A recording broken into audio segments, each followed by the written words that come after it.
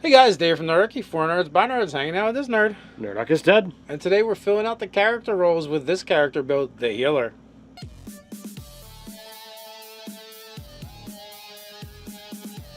Jump down the description below where you can sign up for Nerdarchy the newsletter, get weekly gaming tips, as well as learn how to game with Nerdarchy.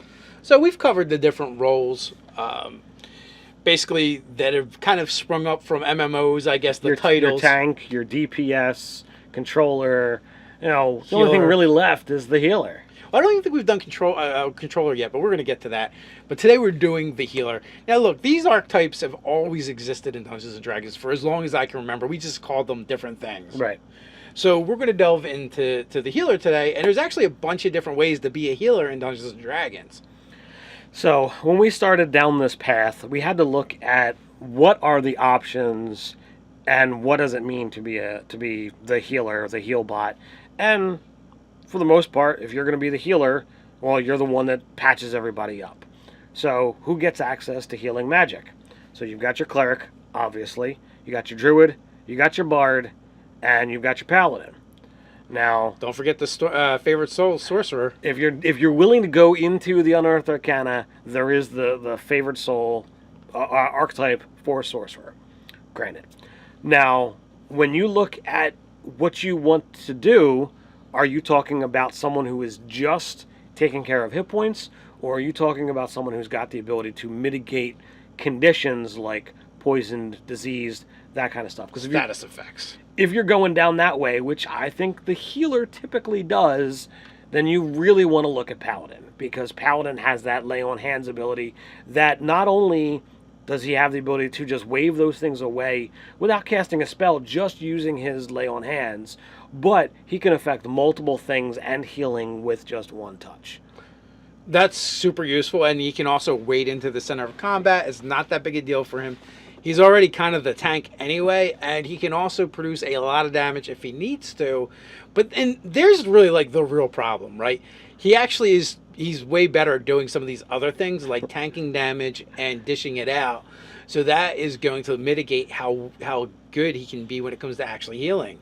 That is true. So we talked off air, and we talked about that the bard and the druid, they kind of fall more into a support role than they would be at just being a healer. While your druid can do healing, he probably he makes a better tank, believe it or not, or a controller than he does a healer.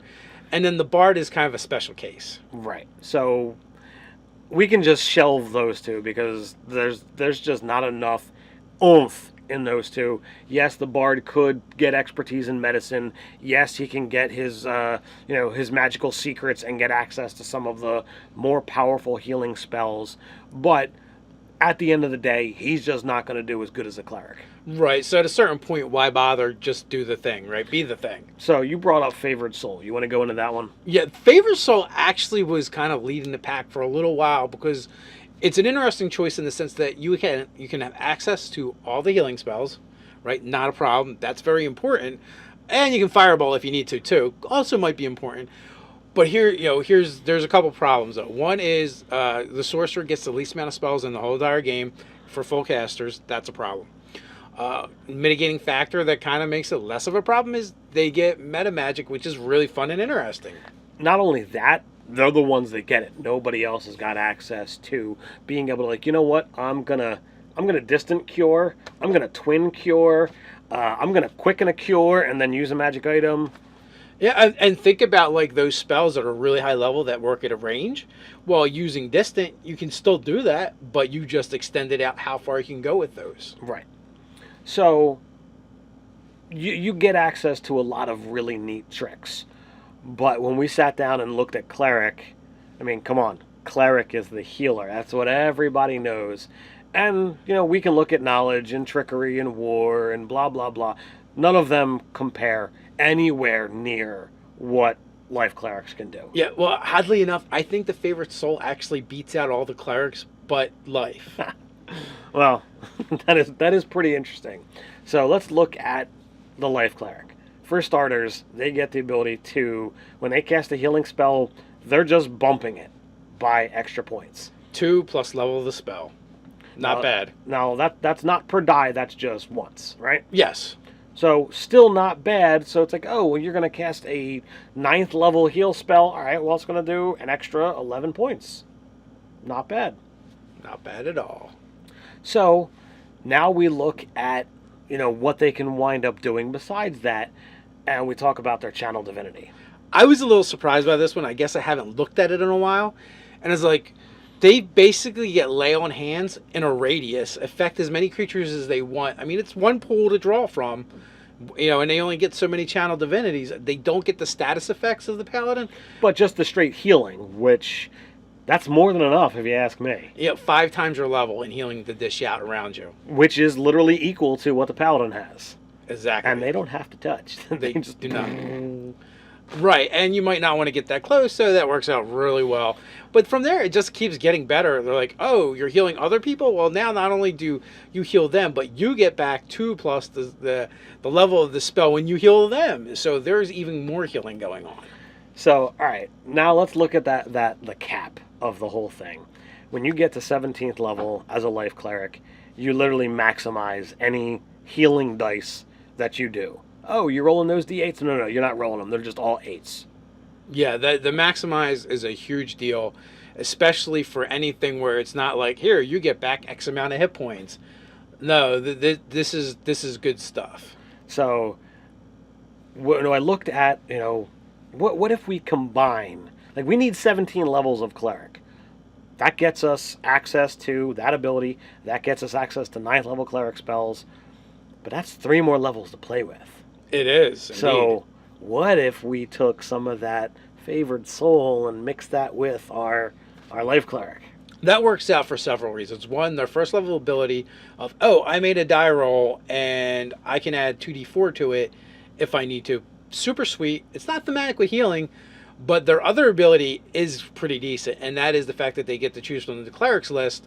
So they don't even have, like, if they don't want to mix and match and they just want to keep adding more cleric spells and heal spells, they can totally do it from there. And not only that, certain spells like Cure Wounds, right? It's a first level spell, but then it's whatever slot you have.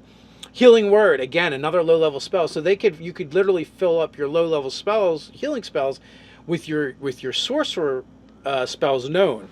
So then that frees up your cleric spells where you're praying each day and you're swapping out spells, and you don't have to worry about those. Right. So here's the fun thing that you have the ability to do. Imagine being able to walk on the battlefield. I mean, yeah, you've already got access to mass heal, 700 points that you can just divvy as you see fit, in your radius. That's pretty amazing. It's not bad. Not bad at all. But what happens when you decide, oh, well, I'm going to not only cast this spell quickened, but then be able to use my channel divinity and bump that up another 85 points. It's not a bad deal. Because I quickened it. Like, woo! 785 points worth of healing in one round. I don't think you're going to get much better than that. Or what about that time when the paladin or the fighter or the barbarian are in the thick of combat, is completely surrounded by enemies, and you really need to use a Cure Wound spell on them with a 9th level slot, but you can't get to them, or you really don't want to? You can use Distance spell 30 feet away, and boom, they're going to get a ridiculous amount of hit points back. Well, 9th level spell, that's 72, but it's 9th, so you're going to tack on another 11. So that's 73, and then you're going to heal that 11 back to yourself as well. That's a lot of healing going on. So I don't know of anybody that's really been, I'm going to use my 9th level spot for a single Cure Wound spell, but hey, it's possible. You never know. Sometimes, what if he's only at his damage and you don't want to use that high level spell? I mean, I guess it's the same, but it gives you the option. So you're only going to have 3 points to play with, and I guess you can always use your low level slots to refill them. But Distant and Quicken spell are great buys. Twin would be awesome, but it's not worth it because the cost goes up depending on the spell level. So it's not really good for this build. Now, if you were willing to, step away from the powerful 17th level ability and you wanted to go like 13th level cleric, 7th level sorcerer, you'd have a little bit more leeway to play with. You'd be saying goodbye to those high level cleric spells, but you'd still have access to some powerful stuff. You'd have access to more sorcerer abilities. You'd have access to more sorcerer points, as well as more meta magic options. Well, and the other thing too, why the pairing of sorcerer and cleric work together really well is they're both full casters, so you're not losing spell level slots. It's just a matter of what's the highest level spell you're going to be able to cast. Right, and we've literally seen that in games where, you know, we had a spellcaster who split, and you had a spellcaster who didn't, and the one who didn't was literally dominating the battlefield. Yeah, they just get access to the more powerful spells, where the other one's going to have access to more versatility. So it just depends on what kind of healer you want to be. But I think in this case, you're still pretty much almost always going to be better off just going with Life Domain Cleric. I mean, they made it really good. There's literally only one Life Cleric ability that isn't thematic and isn't that great. And well, that's the bland 8th level ability that they all have. Yeah, most of them have, where you just do extra damage, and frankly, if you're hitting things as the Life Cleric, you're probably doing something wrong anyway. So somehow things have gone horribly wrong. We should get into feats. Yes, absolutely. So there's 2 feats that ring out in my opinion. First and foremost, you're a healer, so what should you have? Well, how about the healer feat? It's very useful. There's a couple reasons. One, you know, every time you expend any use of healing, it's a die 6 plus 4 hit points. So plus the actual hit die of the person you're using it on. Yes. So you're getting back some hit points. Perfect. You can use it every short rest on someone. Healer kits are inexpensive. It's a great way, especially low to middle levels, to get some extra healing in. Not only that, though, because I mean, every adventurer should be walking around with their own healer's kit just to be on the safe side. But if you use a healer's kit on somebody who you're using it to stabilize them, rather than them just being stabilized, they're at 1. So it's literally that free point of healing when they're dying. So that gets them up and that gets them in action. It's almost like a good berry without the full belly. So there's another one that I think you brought up. Inspiring Leader. You know, because the only thing better than healing is giving them hit points that they don't need to heal. Exactly. You know, those hit points, it's almost like they were never there. So it frees up the cleric to do other things other than, you know, healing the damage has been done to them if you're taking away from temporary hit points. So, you know, we talked about this being a heal bot, and, you know, we have to imagine Nathan Nerdarchy here in spirit, and he's like, well, the only way to make a proper heal bot would be to have him be a bot. So he says this guy should be a Warforged. He did say that. It was a horrible pun. We're sorry. So, I'm not. And he also said those 3 levels of sorcerer should be Chaos Sorcerer, because his heal bot is named Glitch. So that one's for you, Nathan Nerdarchy.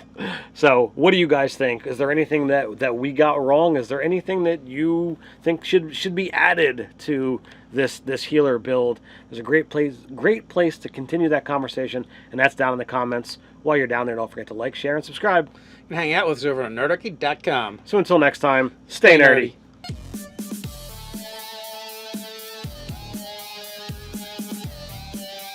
Hey guys, Dave from Nerdarchy, for nerds by nerds, hanging out with this nerd. Nerdarchy is dead. And today we're filling out the character roles with this character build, the Healer.